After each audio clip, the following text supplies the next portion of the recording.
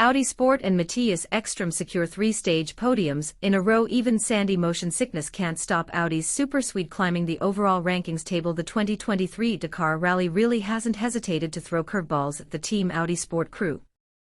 But Mattias Ekström didn't flinch as the second week of the event came to an end with him scoring another stage podium despite the wholly unfamiliar terrain. The Swede is a two-time DTM champion and landed the World Rallycross crown in 2016. So is no stranger to asphalt and a bit of gravel. But prior to visiting the empty quarter in Saudi Arabia this week, he was much less accustomed to traversing massive dunes. Yet that didn't show in the slightest. Ekström and co-driver Emil Bergqvist set the second fastest time on day 14, as they completed the second marathon stage, which meant camping overnight and having to service the electrified RSQ e-tron themselves, while the Audi engineering crew had to sit tight at the Swede bivouac across Thursday and Friday. The 185 kilometers competitive element to stage 12 was dominated by dunes, which pose a real challenge when it comes to navigation. As per the rally raid format, Bergqvist was only supplied with the route guide 15 minutes before the duo set off. With so little time to learn the way, the constant rise and falls of the landscape mean it's easy to lose your bearings while trying to find each checkpoint. It also ensures that motion sickness poses a real threat in the hot conditions. Just imagine the scene. You're in the middle of an uninhabited, scorching desert. Naturally, you're surrounded by sand and pass through a dried-up lake bed.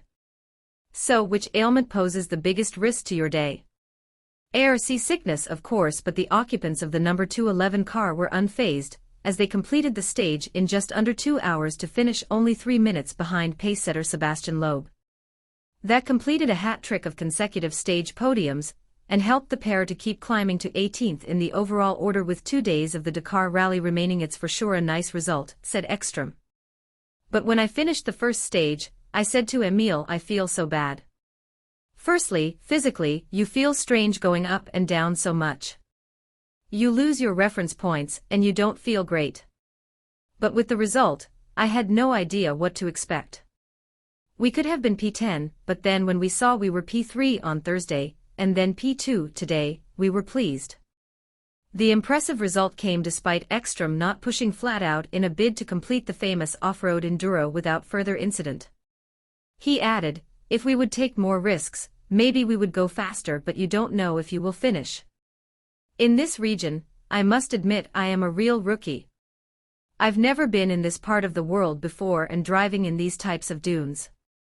For stage 13, competitors will say goodbye to the empty quarter and the dunes as they battle for 154 kilometers on the leg from Swede to the penultimate bivouac at Al Hufuf.